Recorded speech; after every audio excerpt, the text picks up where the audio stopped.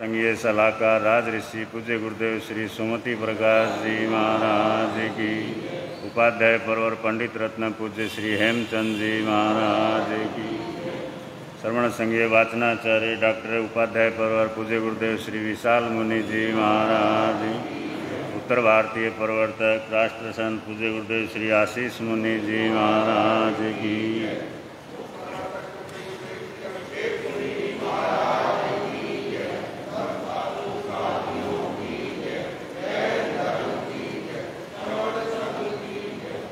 नमो अरिहन्ताणं नमो सिद्धाणं नमो आयर्याणं नमो अध्यायाणं नमो लोये सवसाहुणं एषो पंच नमोकार सब पावपणासनो मंगलानं च संवेशिं परमं हवै मंगलं मंगलानं च संवेशिं परमं हवै मंगलम्।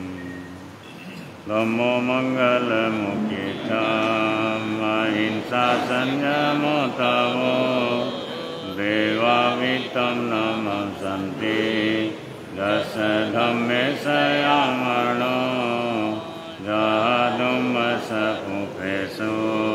वमरो अवियैरसं नयपुपं किलामेयि सोयकिणै अपयं एमे समणमुता जिलोए सन्ति साउणो विहंगमवपुफेषु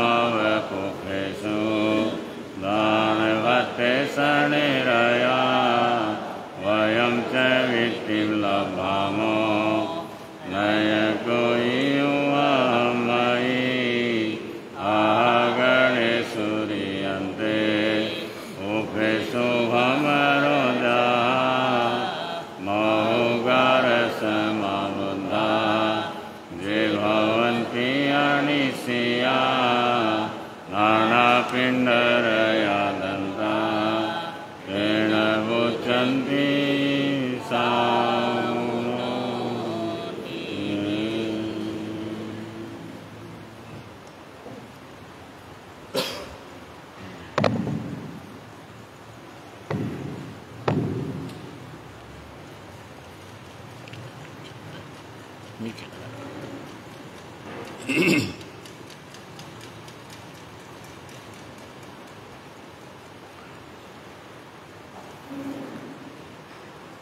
हे भीष्म पितामह सुमति गुरुवरा बंदन चरण करो दुख हरा गुरुदेव गुरुदेव।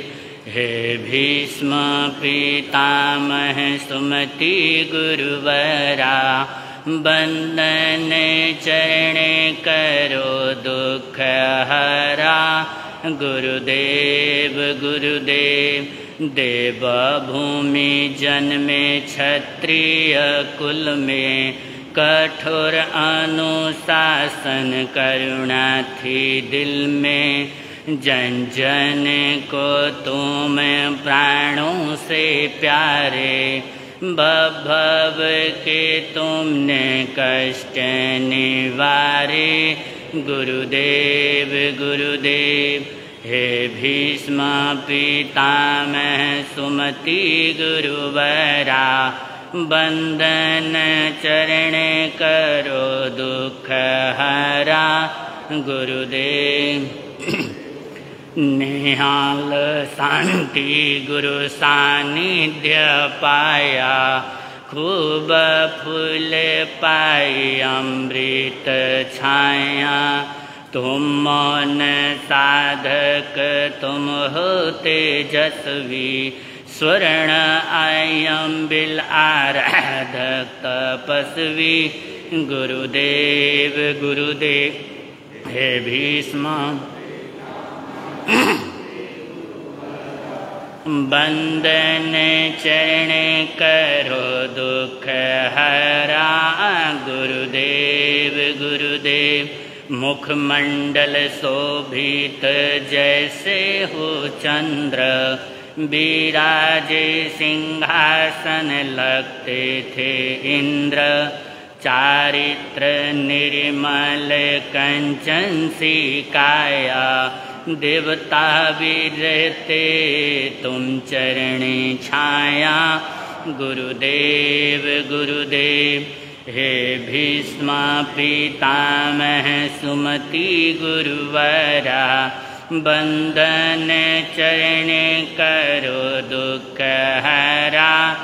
गुरुदेव गुरुदेव नवकार मंत्र के तुम अनुरागी, जप ध्यान साधना संबित रागी। मेरठ गुरु भूमि है गुरु चरण, दीक्षा ली जहाँ वहीं समाधि वरण।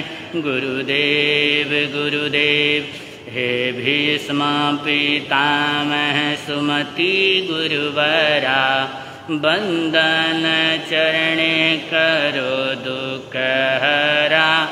गुरुदेव गुरुदेव हे भीष्म पितामह सुमति गुरुवरा, बंदन चरणे करो दुख हरा। गुरुदेव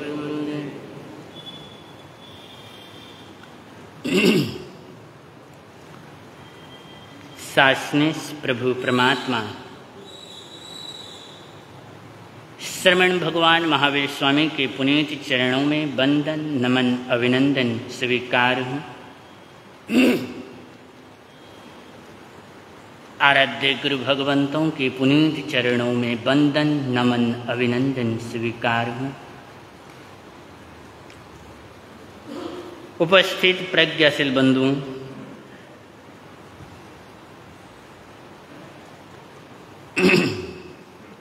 मैंने लगभग चतुर्मास के प्रवेश वाले दिन 3 बातें कही थी: सुनना, करना और समझना। लगभग 47-48 दिन हो गए हैं, नहीं 37-38 दिन हो गए हैं, आप लोग सुन रहे हैं। अब करने का समय आ गया है। प्रविधिराज महाप्रभु प्रयुषण हमारे समक्ष उपस्थित हैं।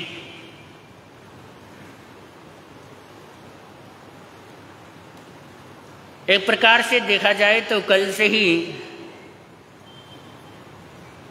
हमारा मूर्ति पूजक समाज की ओर से कल से ही प्रविधिराज महापर्व पर्युषण आरंभ हो जाते हैं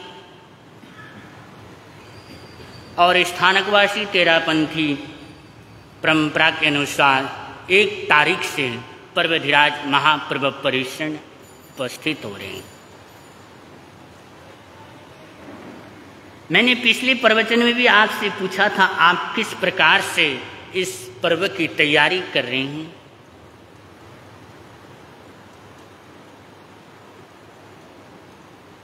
आप्त पुरुषों की उन वचनों को,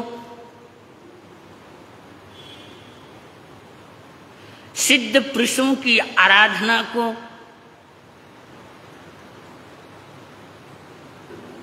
साथ ही साथ प्रविधिराज महापर्व पर्युषण की महत्ता।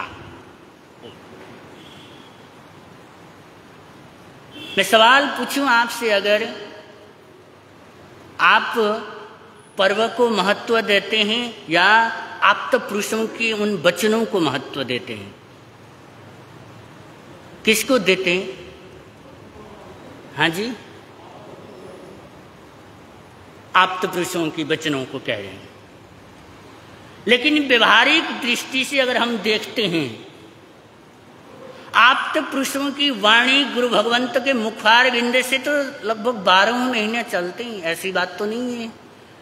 चाहे कड़कड़ाती सर्दी हो, चाहे चिलचिलाती गर्मी हो, 12 महीने उन महापुरुषों की वाणी जो आगम के रूप में आज हमारे पास है, वो तो 12 महीने चलते हैं, फिर भी सुनने के लिए तो मात्र या चातुर्मास कल्प के अंतर्गत या 8 दिवसीय में विशेष ध्यान देते हैं। आप तो पुरुषों की वाणी को महत्व दे रहे हैं, लेकिन इन पर्वों की महत्ता को देखिए, इस पर्वों की ताकत को समझिए। अन्य शेष कालों में प्रवचन में उपस्थिति में, धर्म में हो, त्याग में हो, तपस्या में हो, प्रार्थना में हो, आराधना में हो, सद्भावना में हो, परोपकार में हो, जीव दया में हो, इतना एक्टिविटी, इतना नहीं दिखाई पड़ता। लेकिन चातुर्मास जैसे ही, कल्प जैसे ही आराधना, चातुर्मास कल्प जैसे ही बैठ जाता है, या चातुर्मास पर्व जैसे ही शुरुआत हो जाती है, वैसे ही एक भावना अंदर से ऑटोमेटिकली पैदा हो जाती है कि 4 महीने का समय है, ये तप त्याग धर्म का समय है, ये धर्म का सीजन है। जितना हम तप त्याग के मार्ग पर चलते हुए, धर्म ध्यान करते हुए, आप तब पुरुषों के वचनों को सुनते हुए जितना हम इकट्ठा कर सकें, उतना ही हमारे को काम आएगा। यानी एक भावना रहती है। और उससे अधिक बढ़े तो पर्वधिराज महापर्व पर्युषण के दिन, जहां पर पैर रखने की जगह नहीं होती, यानी दोनों टाइम देखें, चाहे कल्प सूत्र की आराधना में हो, अंतगढ़ सूत्र की आराधना में हो, आप सभी बढ़ चढ़कर हर क्षेत्र में, तप में, त्याग में, तपस्या में, आराधना में, नियम पथखान में, व्रतों के अनुपालन में आप पूरा बढ़ चढ़कर भाग लेते हैं। ये किसकी ताकत है? पर्युषण पर्व की ताकत। पर्युषण वाले प्रथम दिन ही जब माताएं श्री उठती हैं, तो एक प्रकार से सबको कहती हैं, आज पर्वधिराज महापर्व पर्युषण का पहला दिवस है, सभी को कुछ न कुछ त्याग करना है, कुछ न कुछ तपस्या करनी है, कुछ न कुछ सामयिक संध्या, जाप, संवर आदि कुछ न कुछ धार्मिक क्रियाओं से जुड़ना है। ये रोज कहते तो नहीं है, लेकिन पर्वधिराज महापर्व पर्युषण वाले दिन घर के जो बुजुर्ग हैं वो अवश्य ही बोलते हैं इस बात। और उस वक्त ये पर्व की ताकत है, पर्व में इतना आकर्षण है, वहां स्वतः बच्चे के मन में स्वतः यह भाव जागृत हो जाती है कि मैं कुछ न कुछ तप त्याग, सामायिक प्रतिक्रमण, आलोचना, संवर आदि क्रियाओं से जुड़ूं। ये 8 दिवस जो हैं, जिनको हम महापर्व पर्वधिराज कह करके पूरा पुकारते हैं, इन महापर्वों की आराधना में आराम से जुड़ूं, उन सिद्ध पुरुषों की आराधना में मैं बड़े अच्छे से जुड़ूं, यह हमारी भावना रहती है। इसलिए बंधुओं, जब हम कभी बाहर निकलते हैं तो घर वाले कहते हैं महाराज चरण पा दो, घर में आओ चरण डाल दो, तो अब हम निमंत्रण दे रहे हैं, हमारे मकान में भी चरण डालने आ जाना एकदम। 8 दिन तक आपके चरण इस प्रकार इस भवन में पड़ने चाहिए कि एक जगह खाली नहीं बचने चाहिए। प्रेरणा आप सबकी होनी चाहिए। हम तो संत गुरुजन लगातार प्रवचन के माध्यम से प्रेरणा दे रही हैं, लेकिन हम निमंत्रण दे रहे हैं आपको। लेकिन निमंत्रण देने का पर्व नहीं है, यहाँ सोते ही आ जाते हैं। फिर भी कुछ व्यक्ति होते हैं, उनको निमंत्रण देना ही पड़ता है। उनको निमंत्रण दिए बिना काम चलता ही नहीं है, इसलिए हम तो दे रही हैं। लेकिन घर के बड़े बुजुर्ग जो हैं, उनका कार्य है कि 8 दिन तक भले ही बिजनेस में नुकसान हो जाए, कोई दिक्कत नहीं, लेकिन आपकी आध्यात्मिक जगत में कोई नुकसान होने नहीं चाहिए। बंधुओं, अगर हम कभी एक ना किंतु शब्द बड़ा चलता है, परीक्षा दे तो देंगे, किंतु अगर फेल हो गए तो, ये किंतु जो शब्द है वो बड़ा विचित्र है। तपस्या कर तो लेंगे, किंतु कमजोरी आ गई तो, किंतु बीमार पड़ गए तो, इस शब्द की जो भावना है ना, वो किंतु शब्द को आपके मन से हटाना है। आज तक आप व्यासना एकासना के शाखाओं में बैठते रहे हैं। अब आपका समय आ गया है, अपनी योग्यता को परिचय दे, अपनी आत्मशक्ति को पहचाने। आत्मशक्ति को पहचान करते हुए उपवास के माध्यम से आप खुले उड़ान, अपना जो उड़ान है खुले आकाश में उड़िए। आज तक हम बड़े बुजुर्ग बहने महाराज जी व्यासना का पचखान दे दो। मैंने बोला व्यासना क्या करना है, उपवास कर लो आज के दिन। वो बोलेंगे तपस्या कर तो लेंगे किंतु दवाई चल रही है। वो जो किंतु शब्द है ना वो थोड़ा हटा दीजिए, 8 दिन के लिए तो विशेष रूप से हटा दीजिए। जब तक किंतु शब्द हटेगा नहीं तब तक आप अपने आत्मा की शक्ति को नहीं पहचानेंगे, तब तक आप अपनी योग्यता को नहीं पहचानेंगे। आज तक आप उन शाखा व्यासना के शाखा पर, एकासना के शाखा पर, निवि के शाखा पर बैठते रहे हैं, लेकिन अब समय है, अब ऊपर वाली और ऊपर चढ़ने का समय है। उसको ऊपर तभी चढ़ेंगे जब आप अपनी योग्यता का परिचय देंगे। और विशेष रूप से मैं जरूर प्रेरणा करता हूं, पर्युषण के प्रारंभ वाले दिन भी संडे है और लास्ट संवत्सरी वाले दिन भी संडे। तो विशेष रूप से मैं कहूंगा अपने बच्चों को सामायिक में और प्रतिक्रमण में, दो विशेष रूप से सामायिक में और प्रतिक्रमण में विशेष रूप से उपस्थिति होनी चाहिए। बच्चे तो हमारा कहना है, मेरा कहना तो मानते ही नहीं है, कहाँ मानना है, वहाँ ऊपर तूफान मचाते रहते हैं, लेकिन आपका कहना जरूर मानेंगे। आप एक बार धमका दोगे, एक बार डांटोगे, नहीं आज सामायिक करना है, आज प्रवचन में जाना है, आज स्थानक में जाना है, कल्प सूत्र सुनना है, अंतगढ़ सूत्र सुनना है, कुछ न कुछ तो त्याग तपस्या करना है, कुछ न प्रतिक्रमण में जरूर जाना है।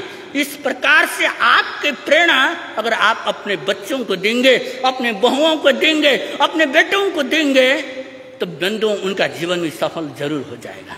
क्योंकि प्रतिक्रमण के टाइम लगभग 40-50 तो ऑलमोस्ट होते ही हैं एवरी डे, लेकिन मैं कहूंगा अपनी उपस्थिति, विशेष रूप से कल आराध्य गुरुदेव ने भी बोला था कि अपनी उपस्थिति सामायिक में और प्रतिक्रमण के टाइम में जरूर होने चाहिए, क्योंकि ये आलोचना के पर्व हैं, क्योंकि ये वापिस अपने स्वभाव में लौटने के पर्व हैं। जब तक हम प्रतिक्रमण नहीं करेंगे, जब तक हम सामायिक नहीं करेंगे, उन सिद्ध पुरुषों की आराधना कैसे कर पाएंगे।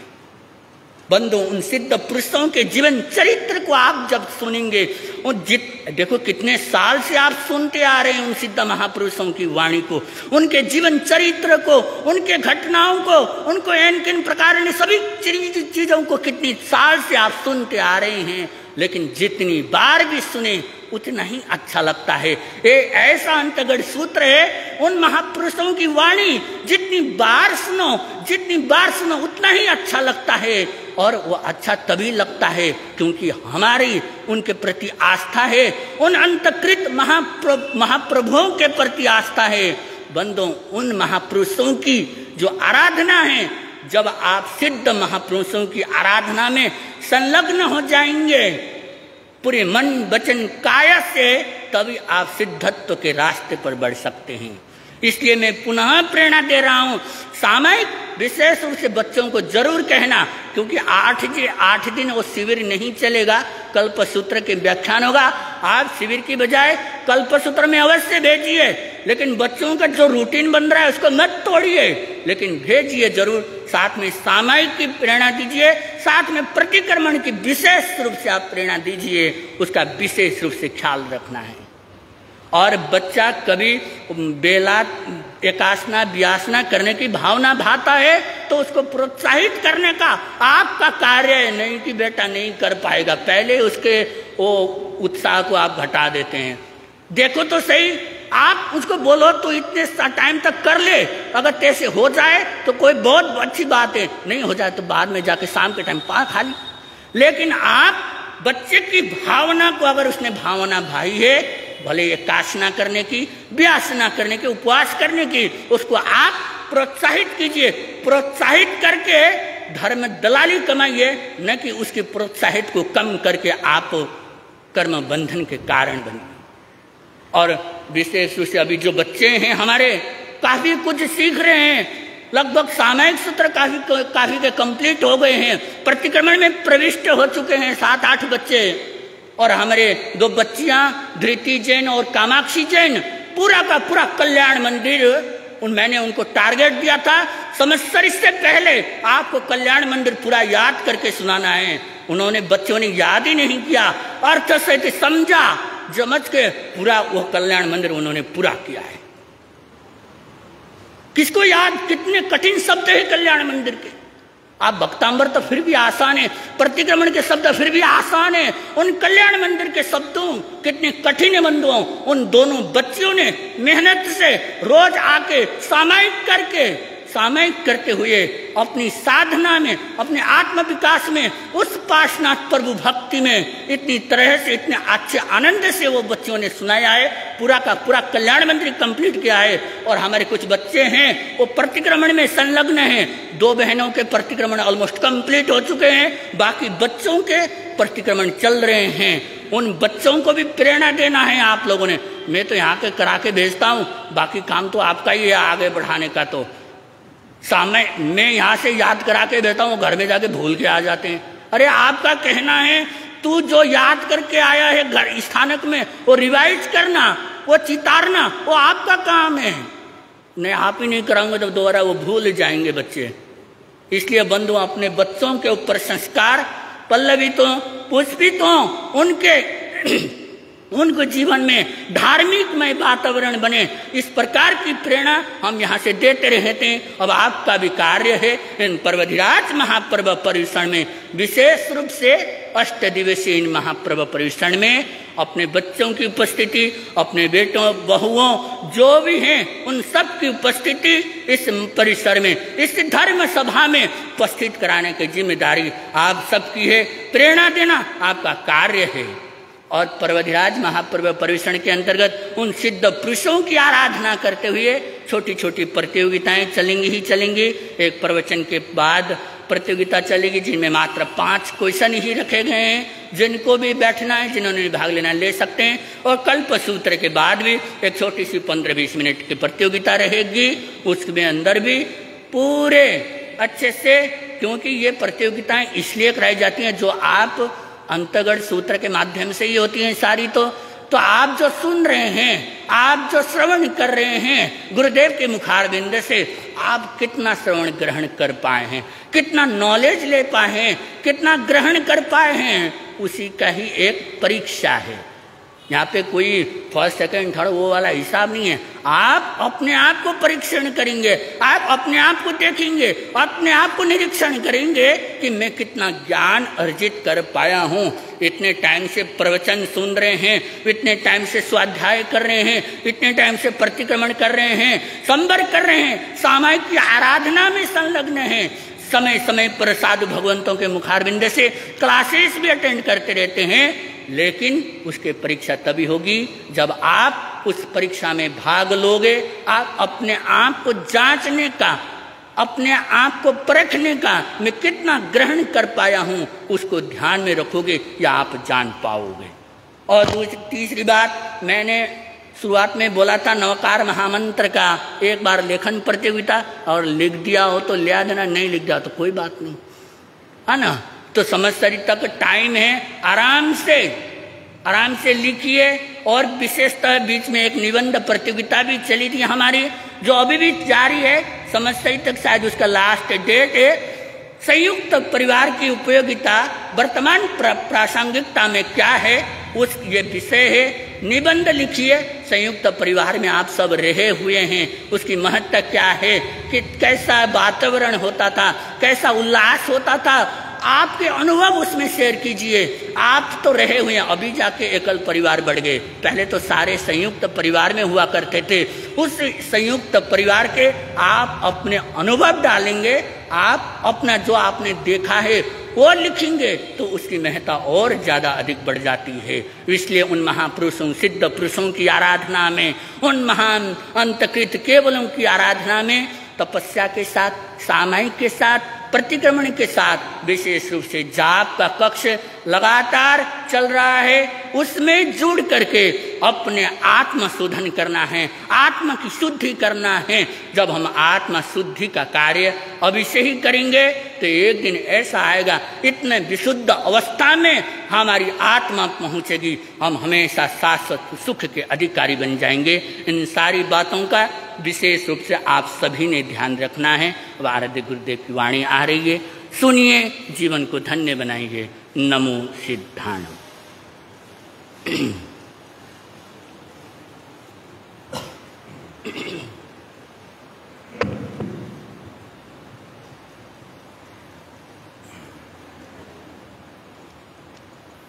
बोलिए भगवान महावीर स्वामी की, श्री शांतिनाथ भगवान की। पूज्य गुरुदेव के चरणों में वंदना।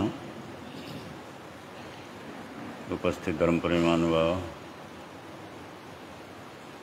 अरियंत भगवंतों की वाणी हम सब के लिए मंगलकारी है। निरंतर प्रभु वाणी का लाभ आप लोग ले रहे हैं और आज की भाषा में कहें तो प्रवचन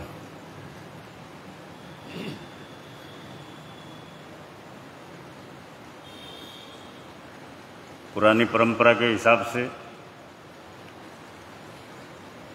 प्रवचन देने का अधिकार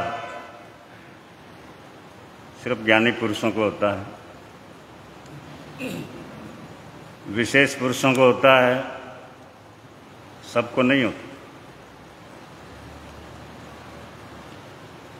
लेकिन वर्तमान में प्रवचन एक कॉमन है बोलचाल में, और वैसे देखा जाए तो प्रवचन में हजारों लोग बैठते हैं। प्रवचन में हजारों लोग बैठते हैं, लेकिन प्रवचन बहुत कम लोगों में बैठता है। हाँ, प्रवचन में तो सब बैठते हैं, लेकिन प्रवचन बहुत कम लोगों में बैठता है। कईयों में तो प्रवचन के टाइम नींद का ही सीजन होता है। हाँ, आप में से तो नहीं सोता कोई? हाँ, कोई सोता तो नहीं? भूपेंद्र जी, कांता जी, सोते तो नहीं कोई? हाँ, संतोष जी? हाँ, क्योंकि अच्छा माहौल होता है, शांत वातावरण होता है, तो हो जाता है, कोई सामान्य बात है। और कुछ लोगों का अंतराय भी होता है, वैसी नींद आए ना आए, लेकिन प्रवचन में जरूर आ जाती है। एक आदमी बोलता था, स्वयं बोलता था, प्रधान था, नाम तो बोलना क्या है, साउथ की बात है। वो बोला, महाराज मैं जब भी प्रवचन में बैठता हूँ नींद आनी शुरू हो जाती है, और पूरे प्रवचन नींद आती रहती है। अंतराय क्या होता है? अंतराय होता है।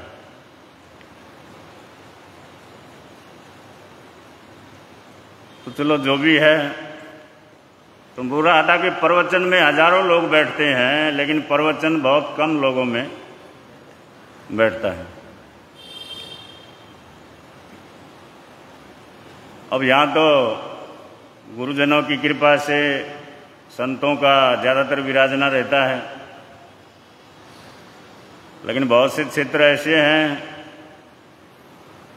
जो संतों के लिए प्रतीक्षारत रहते हैं, और किसी को 2 दिन, 4 दिन, हफ्ता, 10 दिन लाभ मिलता है।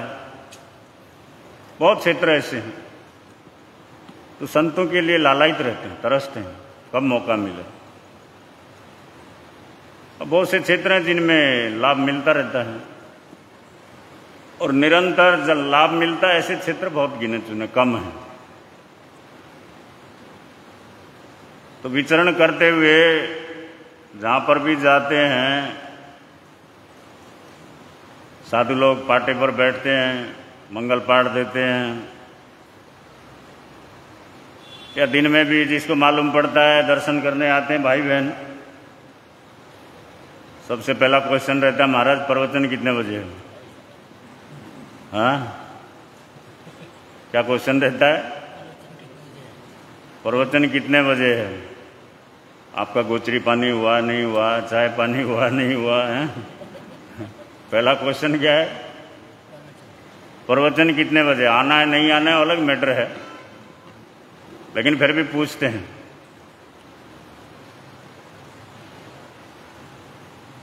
और यहाँ पर तो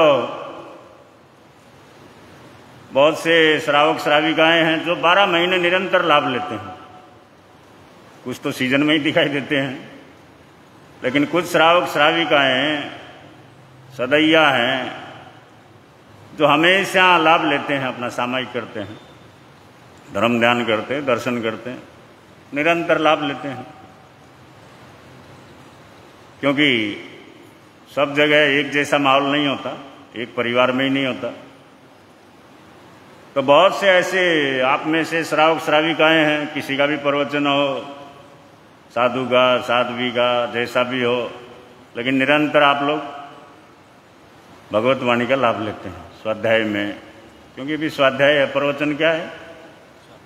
स्वाध्याय। और स्वाध्याय क्या है? 12 तप का एक भेद है।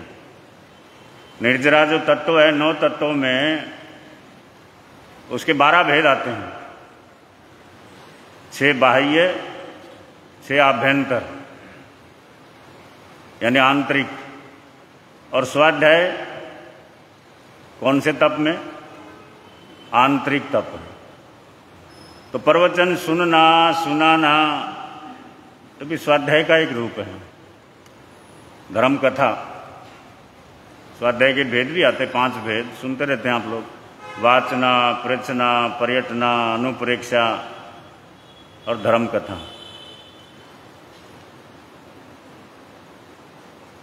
यानी धर्म के संबंध में वाचनी लेना, गुरुजनों के मुखारबिंद से, बड़ों के मुखारबिंद से वाचना लेना।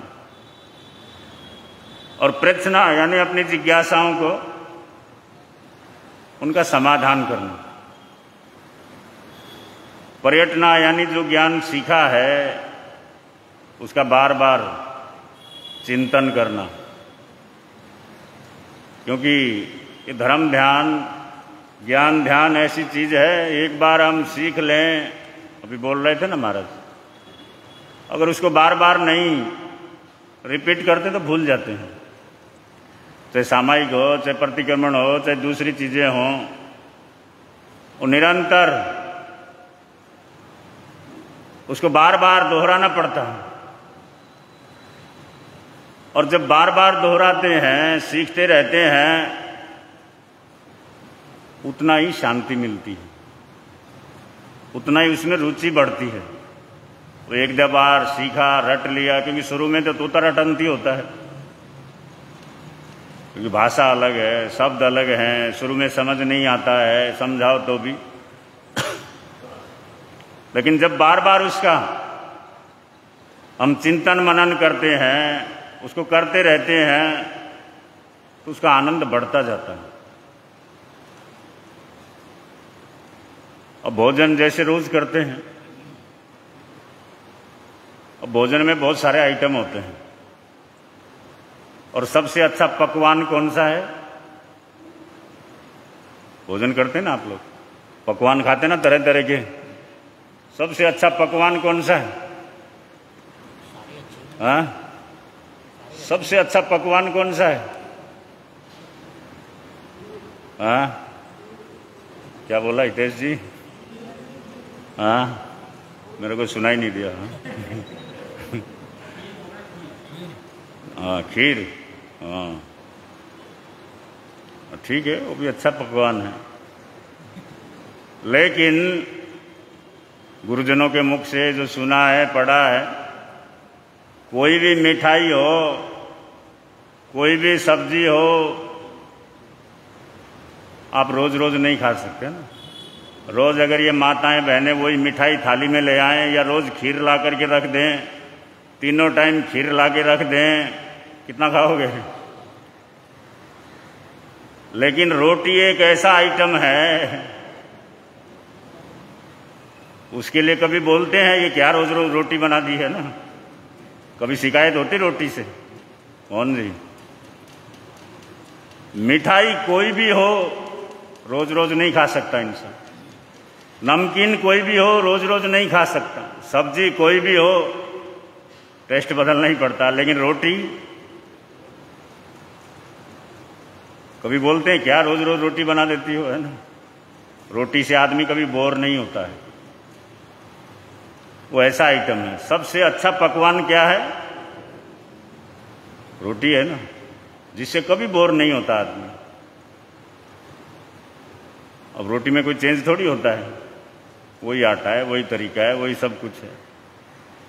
तो जैसे रोटी से आदमी कभी बोर नहीं होता है, वो पेट भरने का मुख्य साधन है,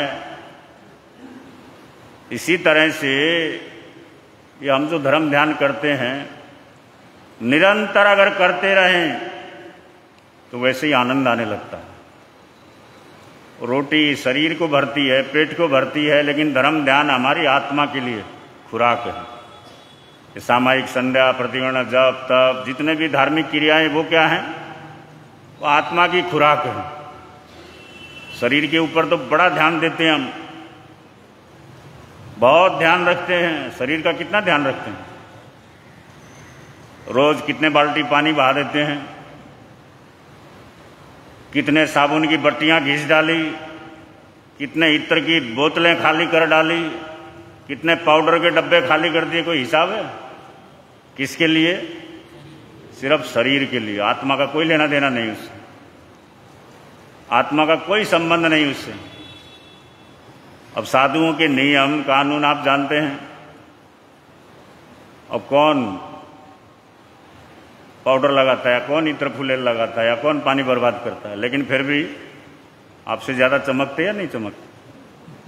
हाँ, आज की भाषा में क्या बोलते हो? मेरे को एक दो जना 2-4 दिन पहले, महाराज आपका ग्लो क्या बोलते हैं? अपने को पूरा मालूम भी नहीं है। तो ये क्या है? मूल चीज मूल ही होती है। क्योंकि अब वो चीजें जो आइटम बनते हैं, अब उसमें क्या क्या मिला हुआ कोई हिसाब थोड़ी है। और मिलावट तो आज मुख्य हथियार है, उसके बाद में चर्चा करेंगे। अभी तो स्वाध्याय की बात चल रही, तो मैं बोल रहा था कि धर्म कथा सुनना और सुनाना ये हमारी आत्मा की खुराक है। या जितनी धार्मिक क्रियाएं हैं वो सब आत्मा के लिए, शरीर के लिए नहीं है। आप प्रवचन भी सुनते हैं तो शरीर के लिए नहीं है, आत्मा के लिए सुनते हैं। सामायिक करते हैं तो शरीर के लिए थोड़ी है, आत्मा के लिए है। क्योंकि हमें शुरू से ही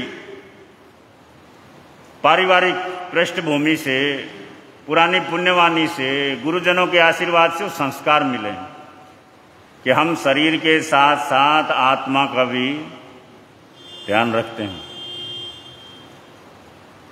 अब जो नहीं आए, नहीं आते, अब उनको याद कर करके क्या फायदा? जो आए उनकी तारीफ करो, है ना? जो रोज लाभ लेते हैं, ठीक है ना? जिन्होंने जब आना आ जाएंगे पर्यूषण में, तो हम कितना ही जोर लगा लें तो भी अपने आप आना ही है ना। ये पर्वों का अपना प्रभाव है, पर्वों की अपनी महिमा है। वो पर्व भी महत्वपूर्ण होता है, उसकी अपनी महिमा है।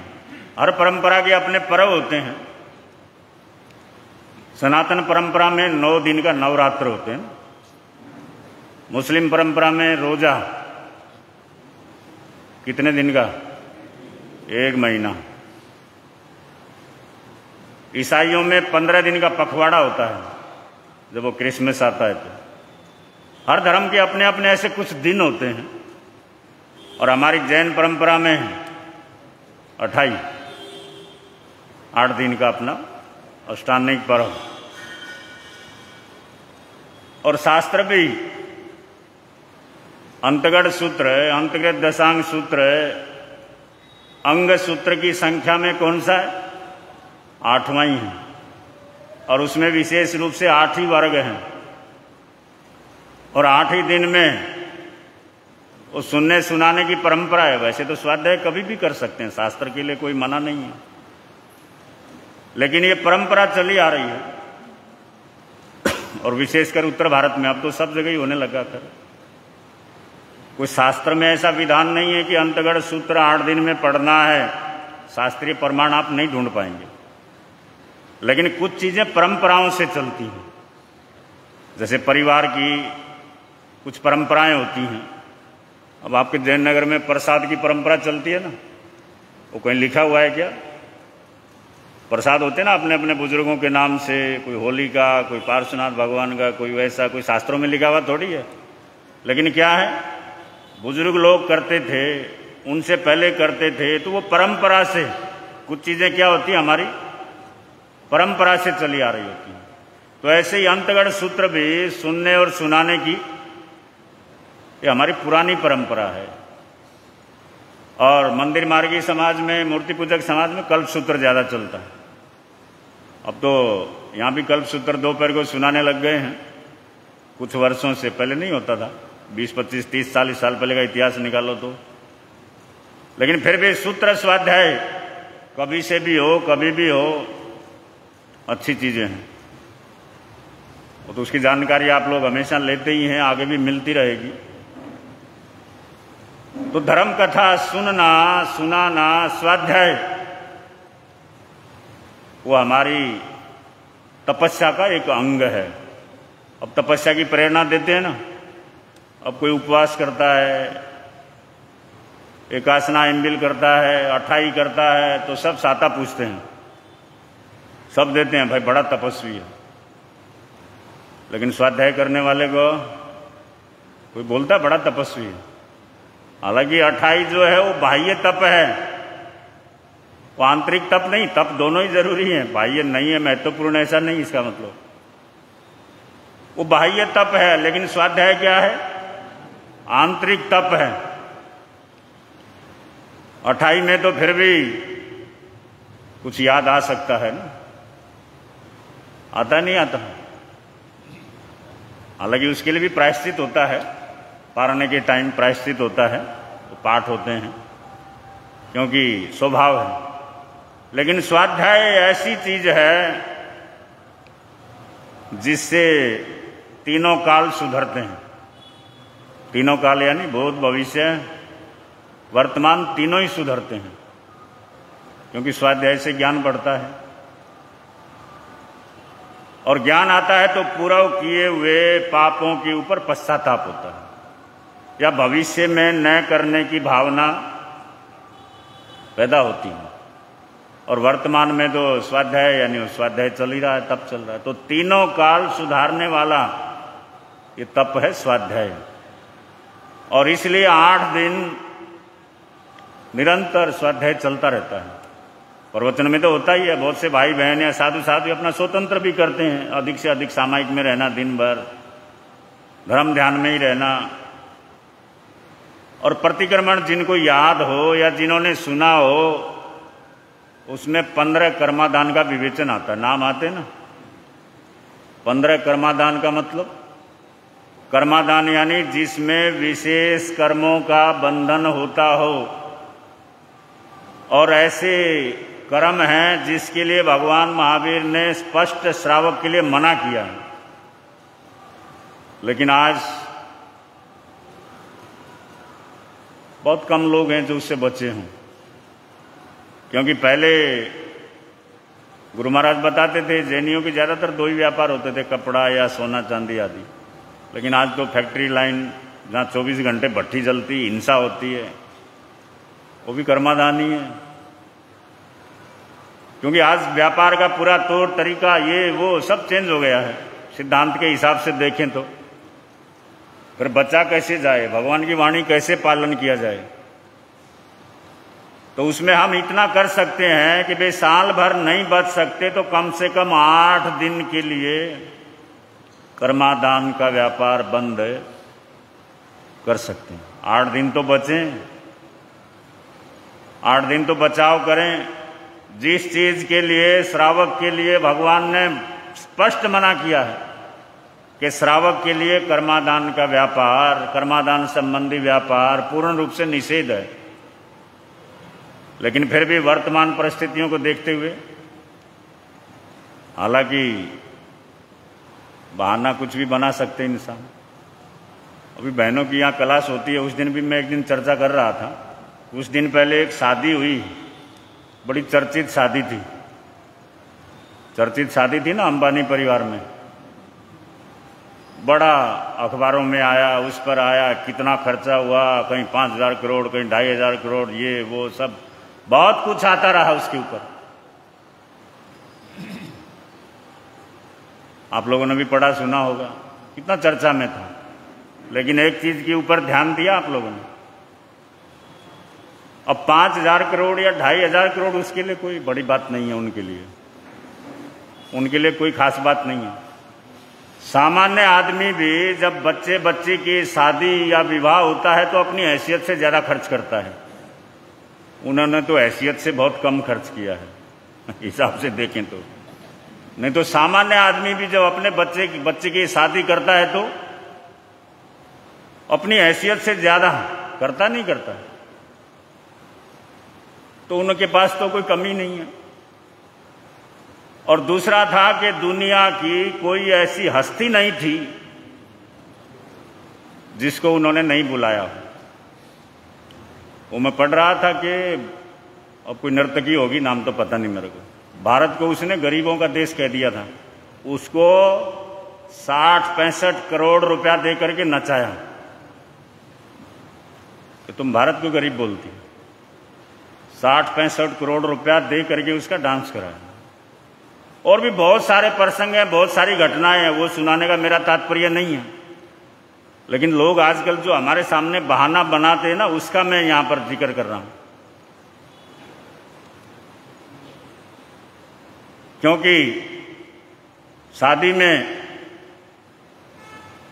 उस रिलायंस का एक सीएफओ है, अपने जैन ही है, रिलायंस के सीएफओ अपने जैन हैं। टन्नू भाई बैठे ना, इनके रिश्तेदार ही हैं। और वो दर्शनों के लिए आते रहते हैं हमारे पास। गुरुदेव का जब चातुर्मास हुआ था कलकत्ता, तब से परिचित हैं, आते रहते हैं। वो अंजू बहन जो है उसके कजन भाई लगते हैं वैसे।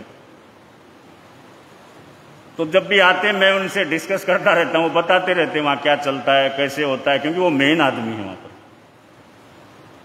और मैंने उससे पहले भी पढ़ लिया था अखबार में।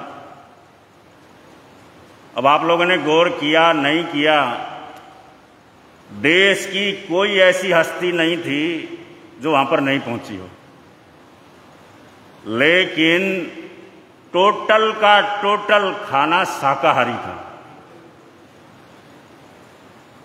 कोई ऐसा आइटम, शराब मांस संबंधी एक भी आइटम वहां पर, उन्होंने 2,500 आइटम बनाए थे। कितने? 2,500 आइटम थे। यानी और विदेश से भी लोग आए, या भारत में भी कितने हैं जो उन चीजों का सेवन करते हैं, विदेशियों का तो कहना ही क्या है। लेकिन सबको उन्होंने शाकाहारी भोजन कराया। टोटल विश्व का बड़े से बड़ा जो नेता क्यों न हो, किसी भी क्षेत्र का हस्ती क्यों न हो, लेकिन सबको क्या खिलाया?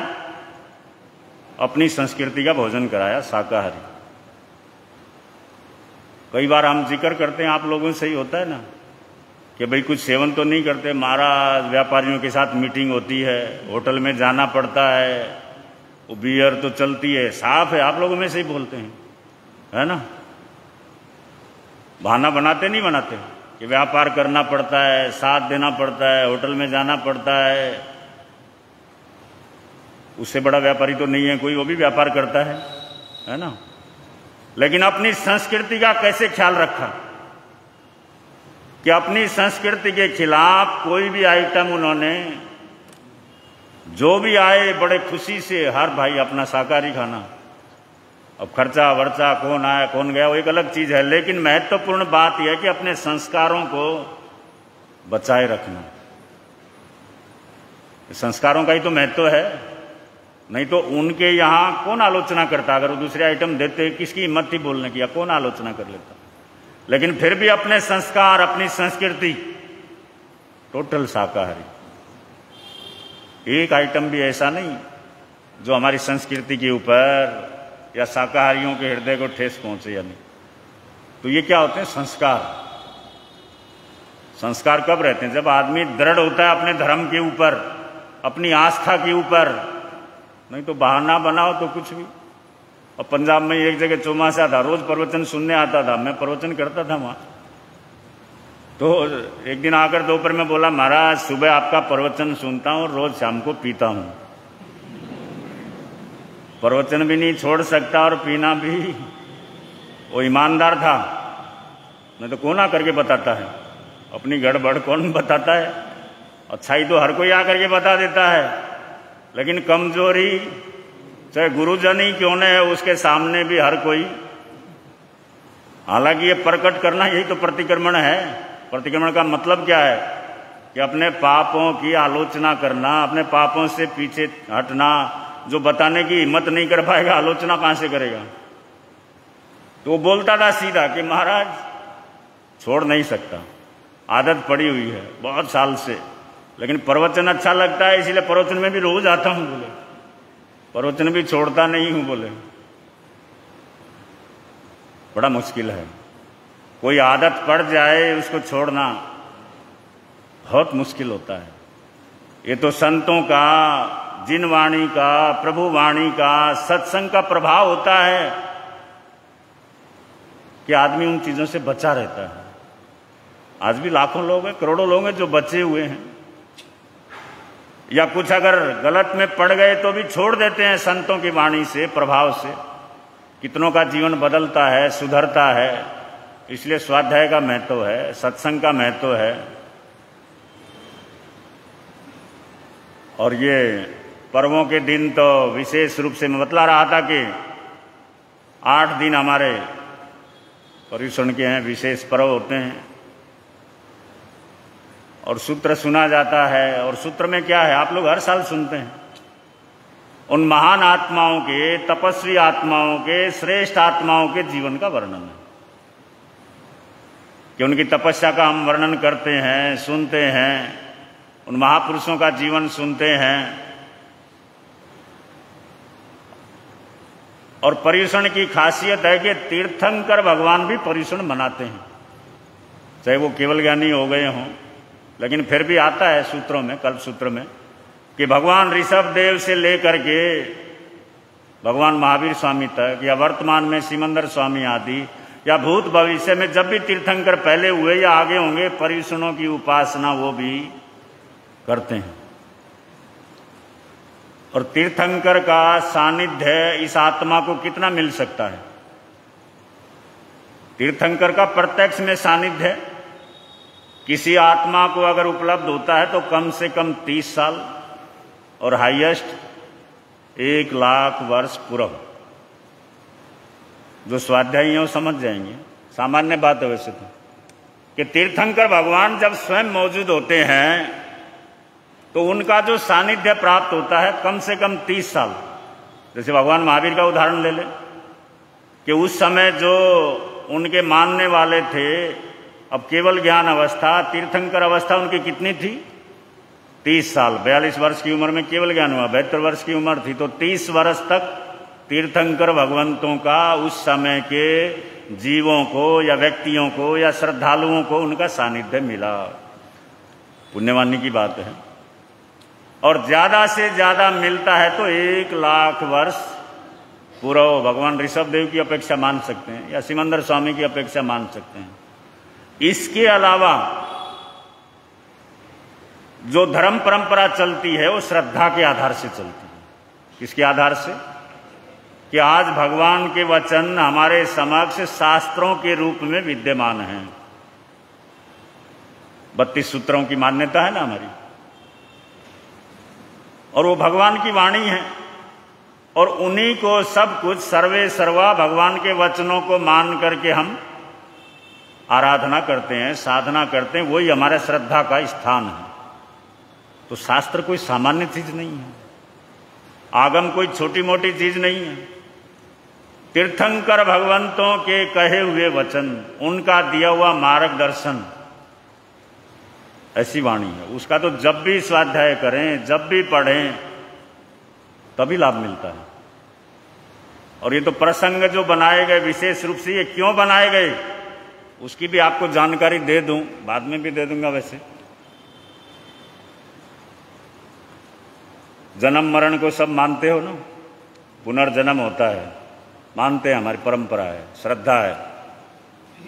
तो अगले भव की जो आयु बनती है, अगले भाव की, क्योंकि कर्म कितने? 8, ज्ञानावरणीय, दर्शनावरणीय आदि कर्म कितने हैं? 8 कर्म हैं। और 8 कर्मों में जो एक कर्म आयुष्य कर्म है, वो जीवन में एक बार बनता है। और कर्म बनते रहते हैं, खत्म होते रहते हैं, बनते रहते हैं, निर्जरा होते रहते हैं, जैसे ज्ञानावरणीय, दर्शनावरणीय, वेदनीय, मौनीय आदि। और कर्म हमारे बनते रहते हैं, खत्म भी होते रहते हैं, जैसी हमारी विचारधारा, जैसा हमारा आचरण, जैसी हमारी क्रिया, जैसी हमारी सोच, वैसा ही पुण्य और पाप के रूप में बंधन होता रहता है या निर्जरा भी होती रहती है। लेकिन आयुष्य कर्म जीवन में एक ही बार बनता है, वो बार बार नहीं बनता। और आयुष्य कर्म हम जो अभी आयु भोग रहे हैं, वो पिछले जन्म में बांध करके आए, और अब आगे जाएंगे तो अगले भव की आयु यहां बांध करके जाएंगे। यानी वो कर्म ऐसा है, जिस भाव में बांधा जाता है उस भाव में भोगा नहीं जाता, वो अगले भाव में भोगा जाता है। बांधा पहले भाव में जाता। आयुष कर्म में, जानकारी के लिए आपको दे रहा हूं, बहुत से भाई बहनों को पता भी होगा।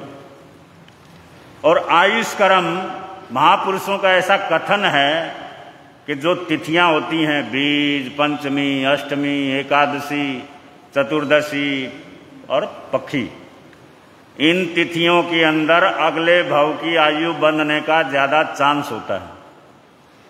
और जो पर्व तिथि आती हैं, विशेष पर्व जुड़ा होता है जिनसे, उन तिथियों में, यानी सामान्य तिथियों में एक जीव की आयु बनती है, तो विशेष तिथियों में उनसे डबल, यानी 2 गुणे जीवों की आयु बनने का चांस होता है।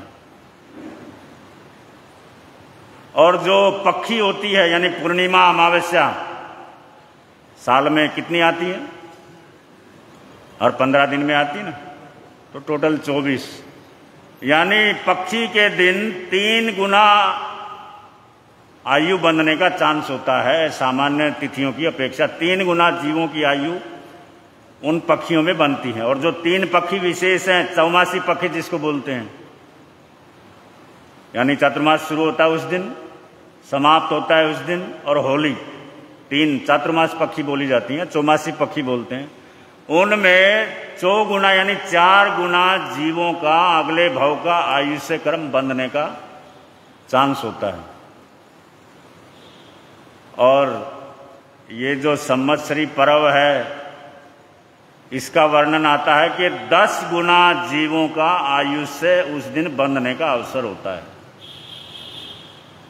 यानी कि इतने जीवों को आगे अपना भव सुधारने का, अपनी आयु सुधारने का, अपने कर्म सुधारने का, क्योंकि 10 गुना जीवों को चांस मिलता है, ऐसा वर्णन आता है। आचार्यों की मान्यता है या विद्वानों का कथन है कि संवत्सरी पर्व को 10 गुना जीवों की आयु से, सामान्य तिथियों की अपेक्षा 10 गुना जीवों का अगले भव का आयु बंधने का चांस रहता है।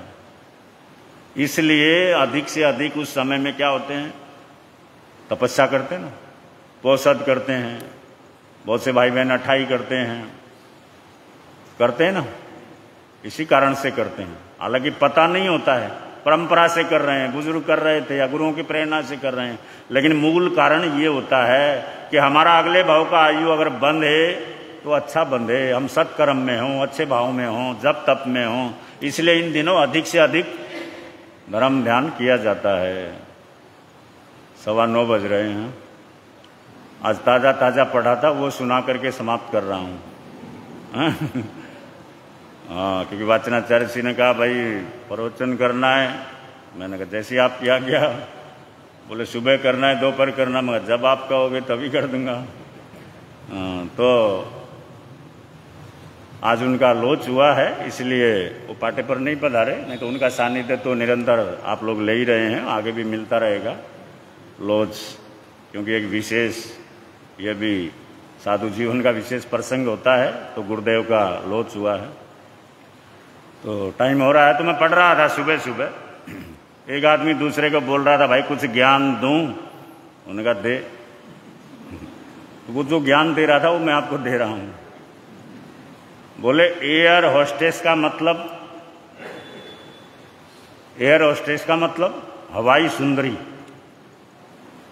एयर होस्टेस का मतलब हवाई सुंदरी, और लेडीज टीचर का मतलब पढ़ाई सुंदरी, नर्स का मतलब दवाई सुंदरी।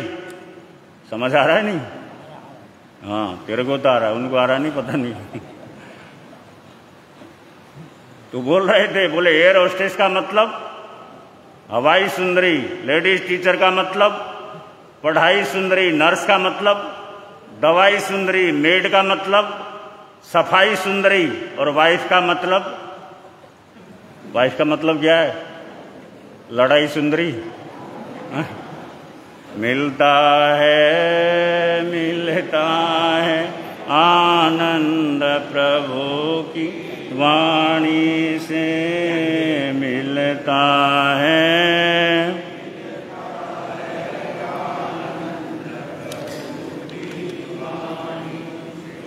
हाँ, पचकान आज के